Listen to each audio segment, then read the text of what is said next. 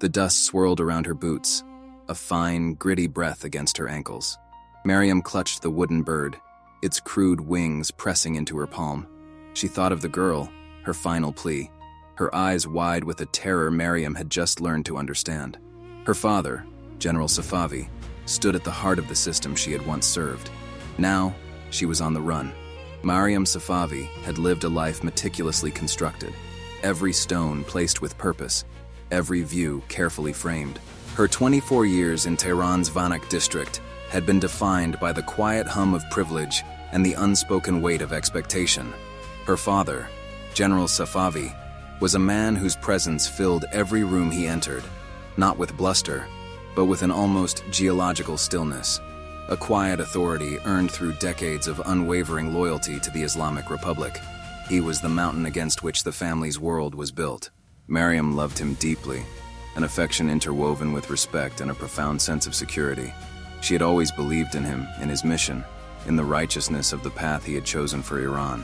Their home, a spacious apartment overlooking a quiet tree-lined street in Vanak, was always warm, often fragrant with the scent of saffron rice and simmering gourmet sabzi. Maryam's mother, a woman of gentle strength and devout faith, ensured their domestic life remained a haven of tradition and piety.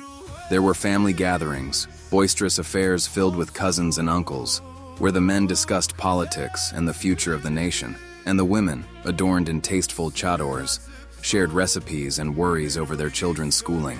Maryam's younger brother, Ali, still in high school, looked up to their father with an almost reverent admiration, dreaming of following in his footsteps, perhaps even joining the IRGC. Maryam had never felt pushed into a particular role, but the current of her life had always pulled her towards service, towards upholding the values her father embodied. She was a brilliant student, excelling in chemistry at Sharif University, a path her father encouraged, seeing scientific advancement as vital for Iran's self-sufficiency. But beyond her studies, she was groomed for a more subtle form of influence. She acted as a cultural attaché for her father's department, a liaison between the IRGC and various youth groups, monitoring their activities, guiding their discussions, ensuring their loyalty remained firm.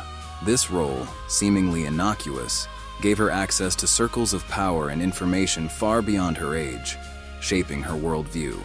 She genuinely believed in the Islamic Republic.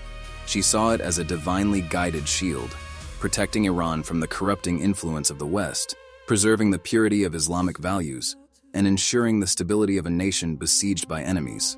Her father often spoke of the sacrifices made, the vigilance required to maintain order, to safeguard the revolution's ideals. He spoke of foreign agents, of internal saboteurs, of the constant threat to their way of life. Maryam absorbed these lessons, not as propaganda, but as fundamental truths. She saw the protests, the occasional unrest, as unfortunate but necessary incidents, dealt with firmly to prevent greater chaos. She believed that sometimes tough decisions had to be made for the greater good, for the collective soul of Iran. The images shown on state television, the carefully curated narratives of dissent as foreign-backed conspiracy, reinforced her conviction. She saw her father's stoicism, his unwavering resolve, as a testament to his dedication, his profound sense of responsibility. He was a guardian, a protector. During the cold, wet mornings of Mehr, the Iranian autumn, Maryam would walk through the university campus, the scent of damp earth and freshly brewed tea mingling in the air. She'd see students gathered, debating, laughing, sometimes whispering about the tightening grip of restrictions, the rising cost of living. She'd observe, she'd listen. Her reports back to her father's office were always measured, objective, focusing on trends, not individual grievances. She genuinely believed her role was to understand the youth, to bridge the gap, to ensure their energies were channeled productively for the nation.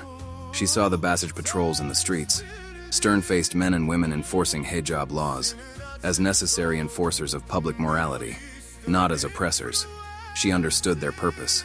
Her own chador felt like a natural extension of her identity, a symbol of her faith and belonging, not a constraint. She attended religious lectures, participated in voluntary social work, always striving to embody the ideals she had been taught. Her life was orderly, purposeful, and, she believed, righteous. The world outside, the world of Western freedoms, seemed chaotic, morally bankrupt, a slippery slope to degeneracy. Iran, under the guidance of the supreme leader, was a bastion of truth and honor. This belief was not superficial. It was the bedrock of her existence. She never questioned the narrative, never doubted the purity of their intentions. Her father, the general, was the embodiment of that unshakable truth, a man whose judgment was infallible, whose commitment was absolute. She admired his strength, his quiet resolve. She knew he carried the burden of protecting Iran, and she was proud to be his daughter, a small part of that grand, sacred mission.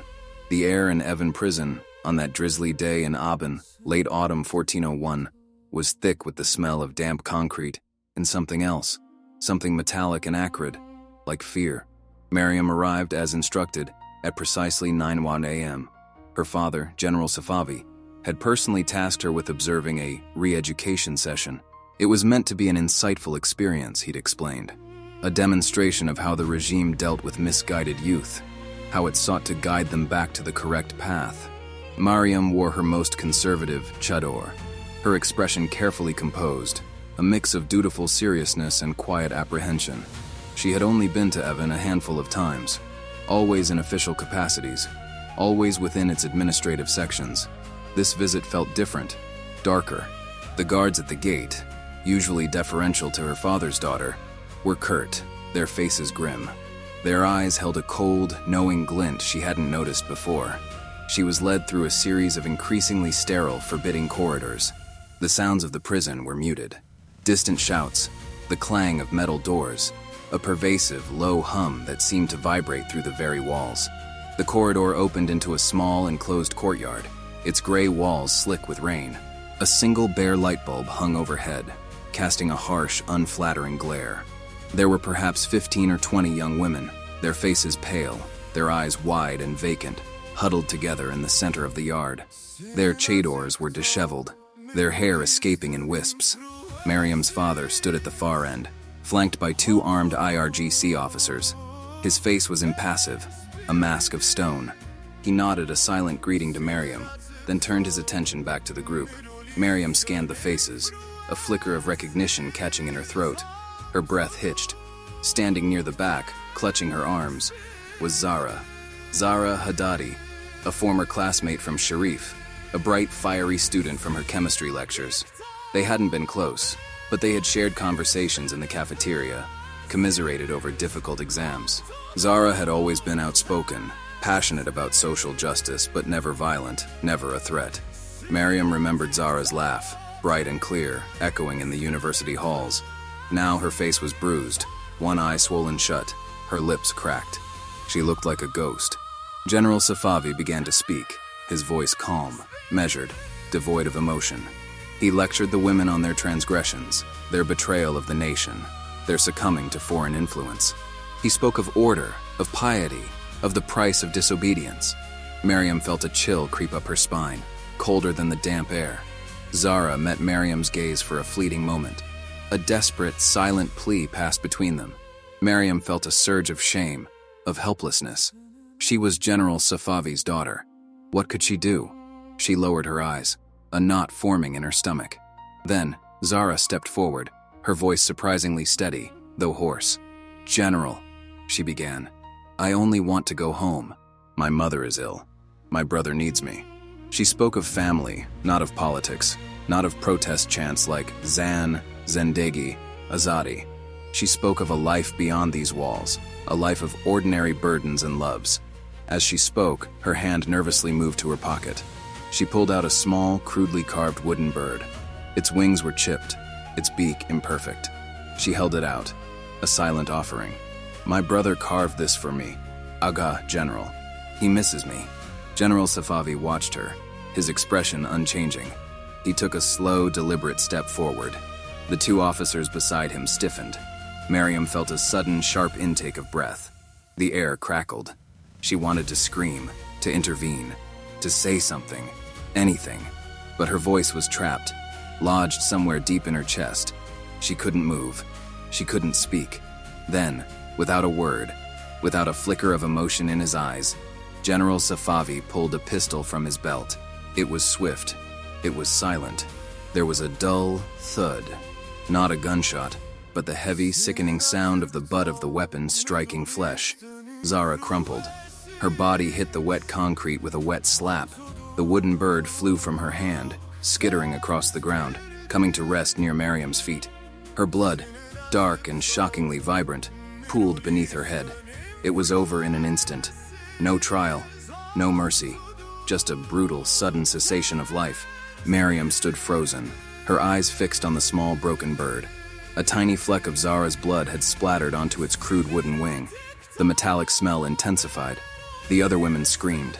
General Safavi reholstered his weapon, adjusted his uniform, and simply turned to his officers. "Dismissed," he stated, his voice as calm as if he had just finished a bureaucratic meeting. He glanced at Maryam, a brief, assessing look, then motioned for her to follow. Maryam didn't move.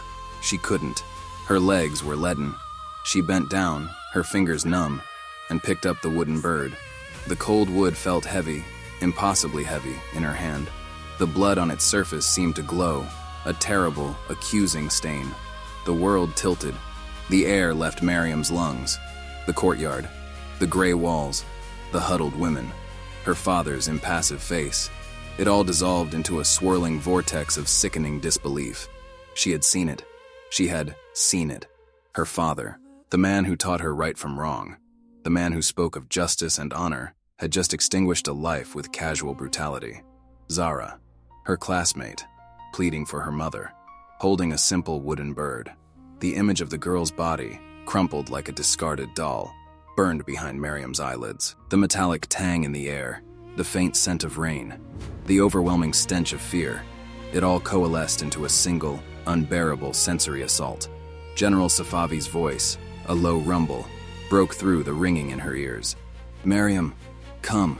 He walked towards the exit, his back ramrod straight, as if nothing out of the ordinary had occurred. Maryam stared at the spot where Zara had fallen, a dark, spreading stain on the concrete.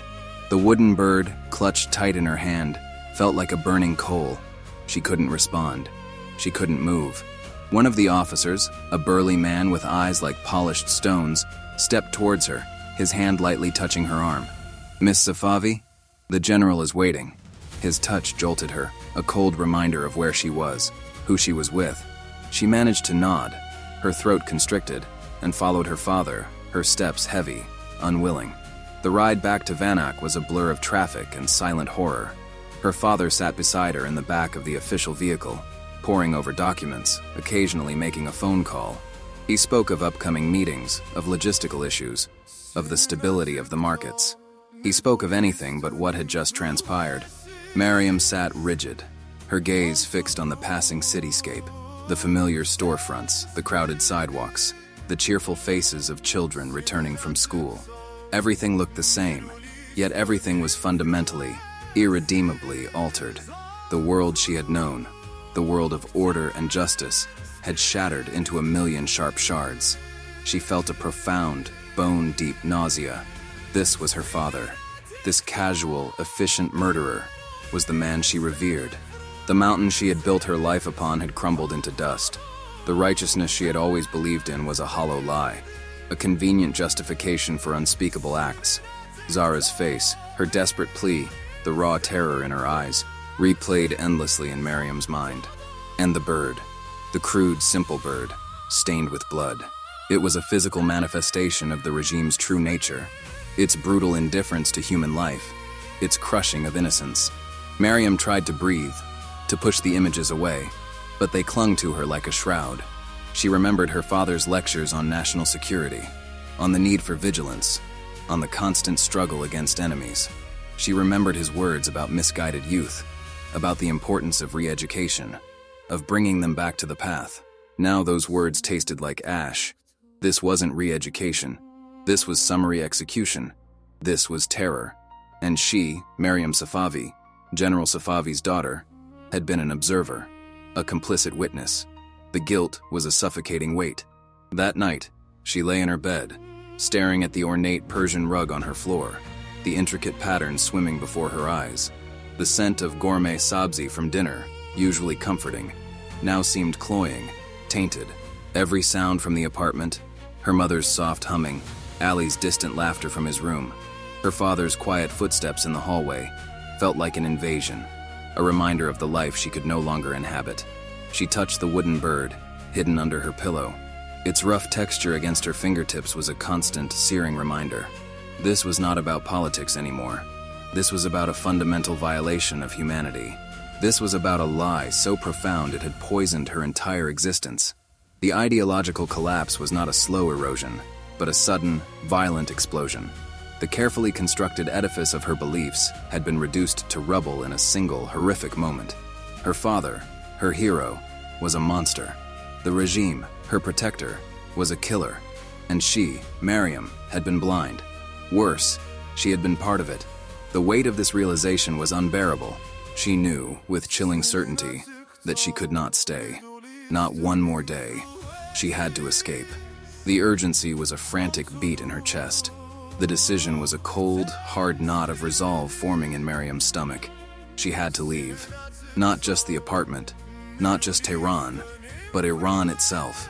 The thought was terrifying, an abrupt severing of every thread connecting her to her past. But staying felt like a slow, agonizing death of the soul.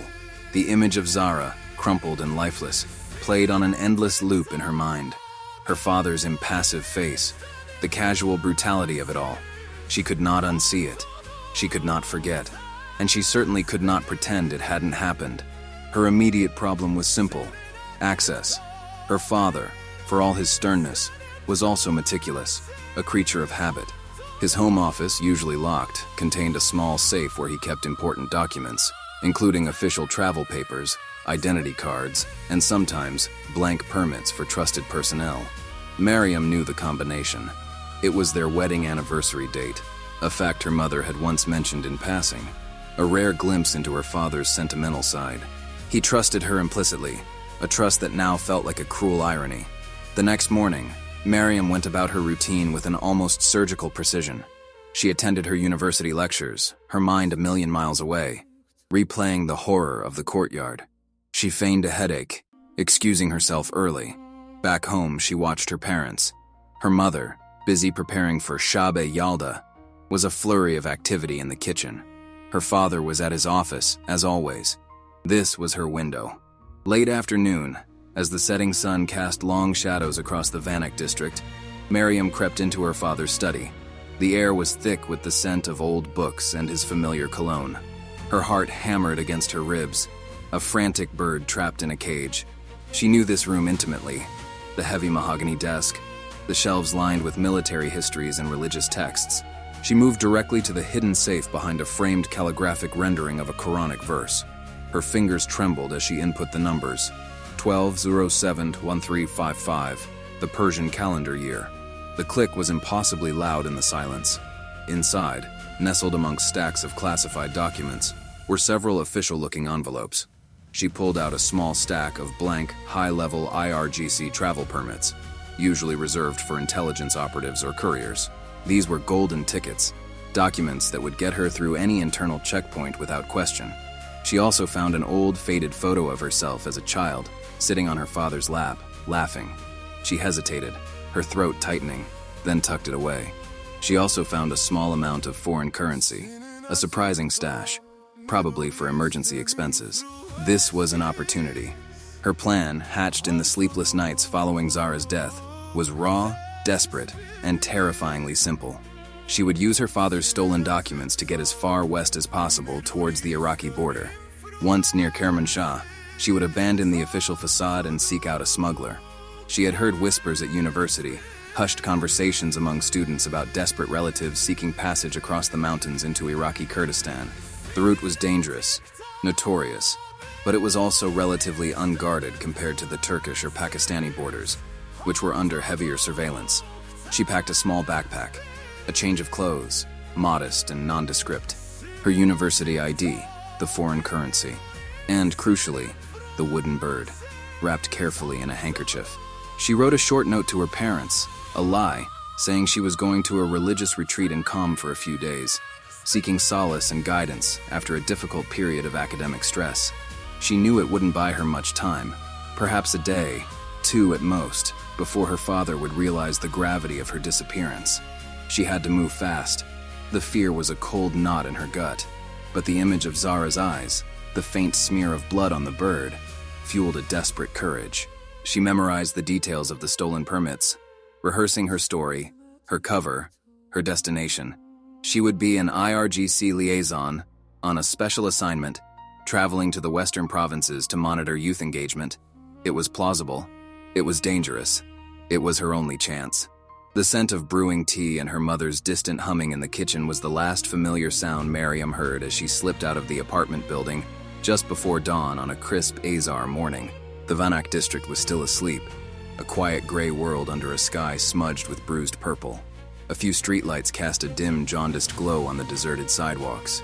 The air was frigid, biting at her exposed skin, sending shivers down her spine that had nothing to do with the cold. Her small backpack felt impossibly heavy on her shoulders. Each step away from the building was a severing, a silent goodbye to a life she could no longer bear. She walked quickly, her head down, towards the bus terminal. The streets were empty save for an occasional taxi, its headlights slicing through the pre-dawn gloom. Her heart hammered, a frantic drum against her ribs. Every shadow seemed to hold a lurking danger. Every distant sound, a siren, a dog's bark, sent a jolt of panic through her. She clutched the strap of her backpack, her fingers numb, feeling the reassuring, though terrifying presence of the stolen documents inside. She reached the sprawling bus terminal as the first faint streaks of orange appeared on the horizon. It was already bustling, a chaotic symphony of hurried travelers, shouting vendors, and diesel fumes. Maryam bought a ticket to Kermanshah, paying cash, her voice carefully modulated to sound calm, official. The bus was old, its seats worn and stained. She found a window seat towards the back, pulling her chador further forward, obscuring her face. The engine roared to life, shaking the entire vehicle. They pulled out of the terminal, slowly navigating the waking city streets, then sped up as they hit the highway heading west. The vast, dusty plains of central Iran stretched out before them, featureless under the brightening sky. Maryam watched the landscape unfold, feeling increasingly disconnected, like a ghost already. Hours bled into one another. The drone of the engine, the chatter of fellow passengers, the ever-changing scenery, fields, small villages, distant mountains, created a hypnotic rhythm. She ate the stale bread and cheese she had packed, but her stomach churned. The wooden bird, still wrapped in its handkerchief, felt like a small, hard stone in her pocket. They reached the first checkpoint just before noon, a cluster of concrete barricades and sandbags on a desolate stretch of highway. IRGC soldiers, their uniforms crisp, their weapons slung casually, moved among the buses, scrutinizing faces, checking documents. Maryam felt a wave of cold dread wash over her. This was the moment. She breathed deeply, trying to calm the frantic pulse in her throat. Her turn came. A young, stern-faced guard, no older than herself, peered at her. "Documents," he barked, his eyes narrowing slightly. Maryam fumbled in her bag, pulling out one of the stolen permits. She handed it to him, careful to keep her hand steady. "Special assignment, liaison to Kermanshah youth groups," she recited, her voice a little too high, a little too strained. The guard took the permit, his brow furrowed. He looked from the photo, a generic IRGC ID photo, to Maryam's face, then back again. He noticed the high-level clearance stamp. His expression shifted, a flicker of deference replacing his initial suspicion. He hesitated. He looked at the details. He looked at her again. Longer this time. Maryam held her breath, every muscle tensed. Her mind raced, preparing for questions, for interrogation. "Pass," he finally grunted, handing the document back, his eyes now avoiding hers. "Move along." The bus lurched forward. Maryam slumped back in her seat, a shuddering breath escaping her lips. Her palms were slick with sweat. She had passed the first hurdle. The journey continued, the landscape growing more rugged as they approached the Zagros Mountains. The air grew colder, thinner. The bus eventually pulled into the crowded, noisy terminal of Kermanshah as dusk settled over the city. Maryam disembarked, feeling utterly exhausted, but the adrenaline still coursing through her veins kept her moving. She knew she couldn't risk lingering. This was no longer the time for official documents. She had to disappear. She found a small, dimly lit tea house on the outskirts of the city, in a district known for its informal networks. The air was thick with cigarette smoke and the scent of strong tea. She sat in a corner, nursing a glass of chai, her eyes scanning the faces around her. She was looking for a contact, a specific person described to her in hushed tones by a student at Sharif, a man named Reza, known for facilitating crossings into Iraqi Kurdistan. After what felt like an eternity, a man with a weathered face and sharp, intelligent eyes approached her table. "You look lost, sister," he said, his voice low and gravelly, speaking in Kurdish accented Farsi. "Perhaps you seek guidance?" Maryam met his gaze, a silent question passing between them. "I seek passage," she replied, her voice barely a whisper. "West." He nodded, a barely perceptible movement. "Come, we talk." He led her through a labyrinth of narrow, unlit alleys, past crumbling mud brick houses and refuse-strewn courtyards. The air grew heavy with the smell of damp earth and something metallic. They reached a small, nondescript house. Inside, the room was sparsely furnished, illuminated by a single flickering oil lamp. Reza sat across from her. He quoted a price, exorbitant, far more than Maryam had. She pulled out the foreign currency she had taken from her father's safe, along with her remaining rials. He examined the stack, his eyes calculating. "This is not enough," he stated, his voice flat. Desperation clawed at Maryam. She felt trapped. "Please," she pleaded. "I have nothing else. I must go." He paused, his gaze fixed on her. He saw the desperation, the fear, perhaps even the resolve. "You are not like the others," he observed, his eyes probing. Maryam said nothing. She couldn't tell him. She just held his gaze. Finally, he sighed. "Very well. For half. But you walk with us. No complaints. No slowing down." Maryam nodded, relief washing over her, almost making her weak. "Tonight," he said. "Be ready by the old mosque at midnight." The moon was a sliver of white in the inky black sky when Maryam met Reza and his small group. 3 other silent figures, all men, all seemingly as desperate as she was. The air was frigid, the cold penetrating her thin clothing. They walked in silence, a single file, away from the city lights, into the vast, unforgiving darkness of the Zagros Mountains. The path was treacherous, uneven, strewn with loose rocks and thorny bushes. Maryam stumbled repeatedly, her ankles aching, her lungs burning.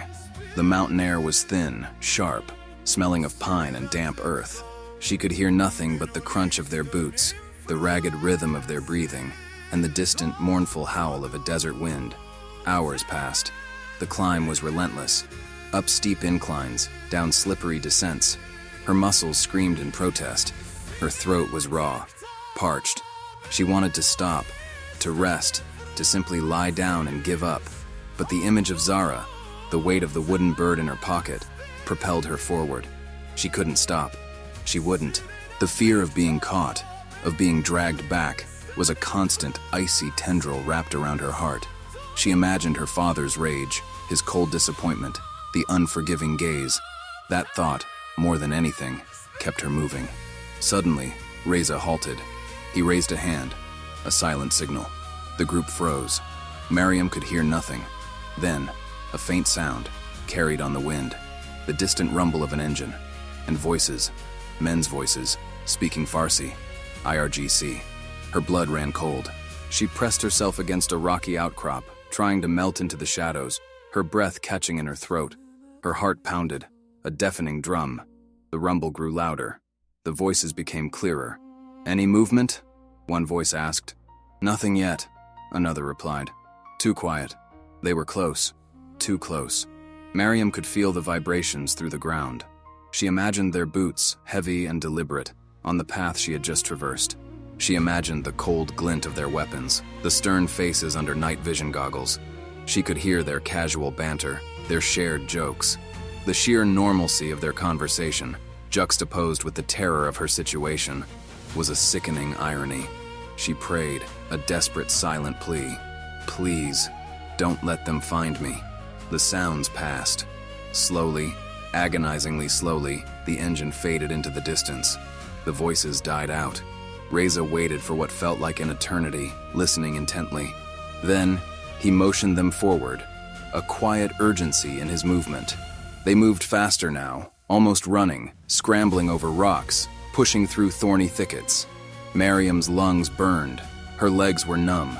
She could taste blood in her mouth. The sky began to lighten, a pale gray streaking the eastern horizon. The mountain peaks, jagged and formidable, began to emerge from the darkness.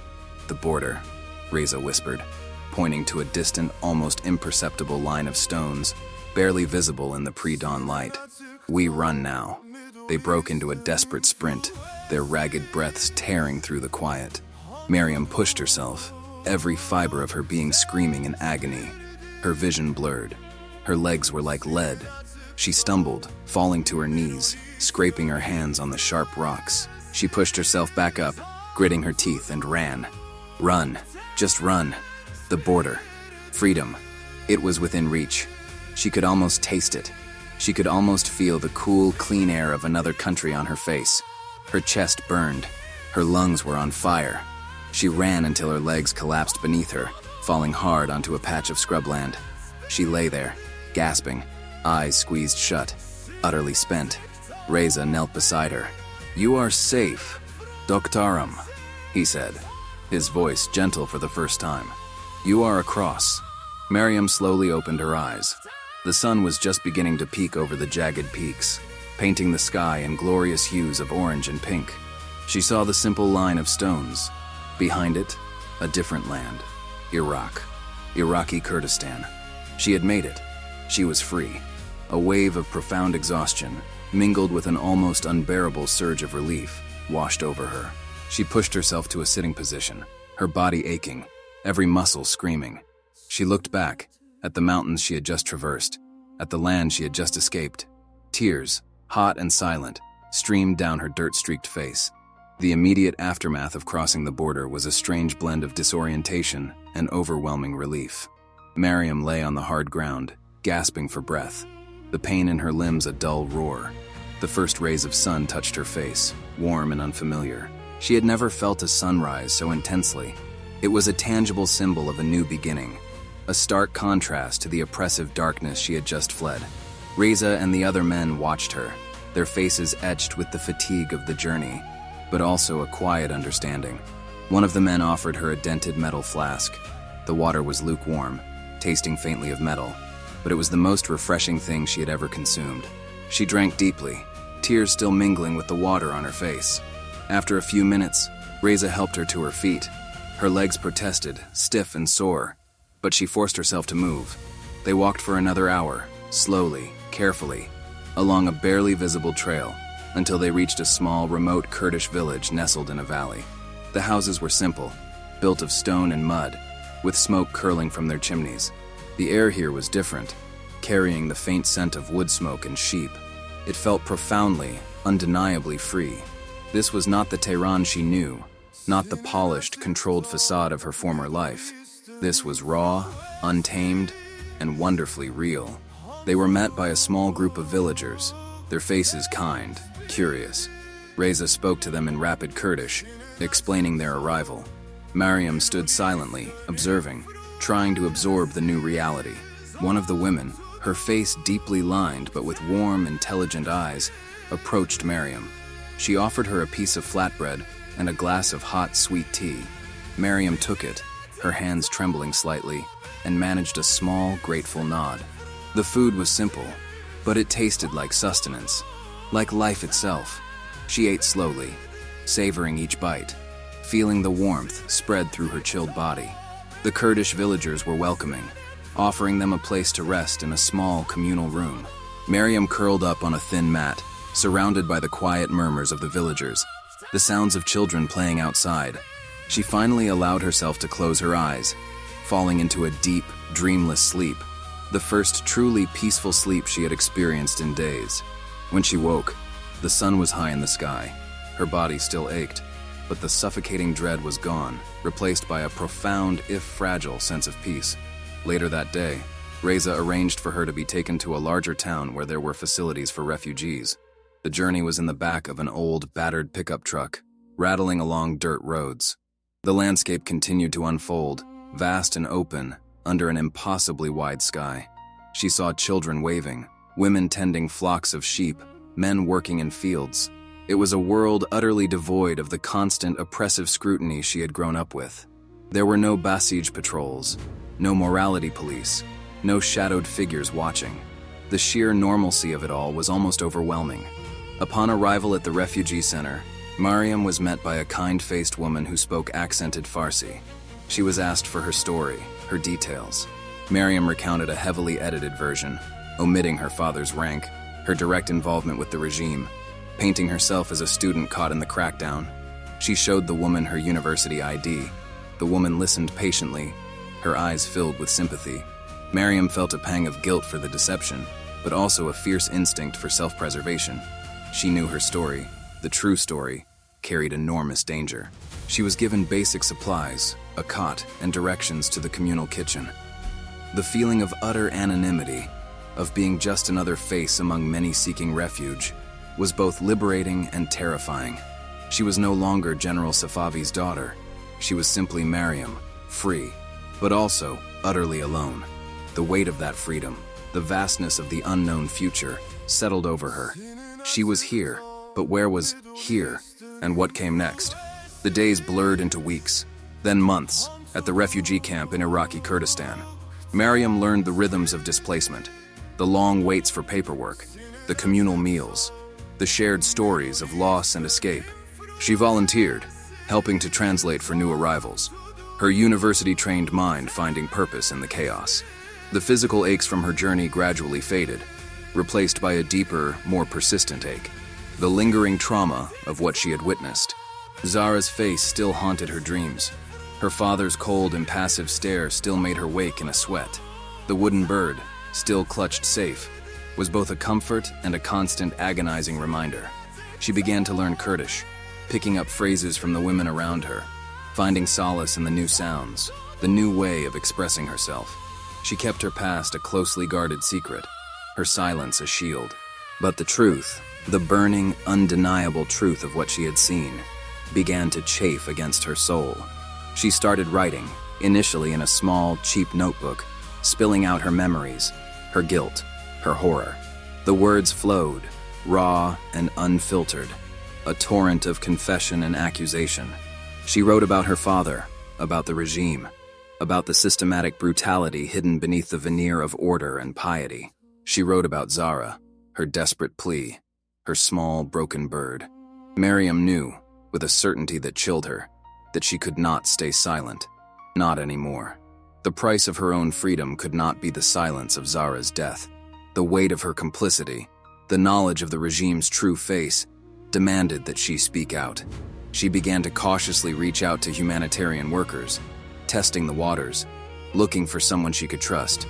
She found a young woman, a journalist working for an international NGO, an Iranian-American with a compassionate ear and a fierce commitment to truth. Maryam, slowly, haltingly at first, began to tell her story.